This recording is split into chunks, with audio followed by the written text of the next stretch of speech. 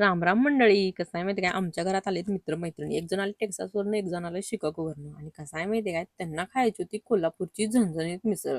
मग काय, चला म्हणलं घाट घालूया मिसळीचा. तर कसं आहे माहिती काय, नवरा एक नंबर मिसळ करतोय हो. म्हणलं तू मसाला भात मी वाटून देतो तुला.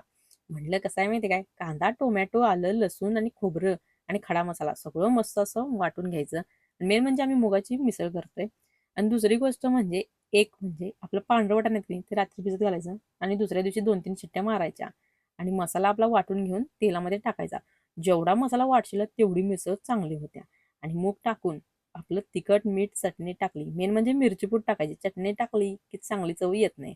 आणि जेवढी चटणी टाकशील तेवढी भारी आपली मिसळ होते. गरम पाणी टाकून घेतलं, मिसळ उकळायला ठेवली, तवर पोरं मस्त अशी बाहेर खेळत होती. जेवढी मिसळ उकळवशील तेवढी भारी लागत्या. आणि कसं आहे माहिती का, अशी झणझणीत मिसळ करायची हो.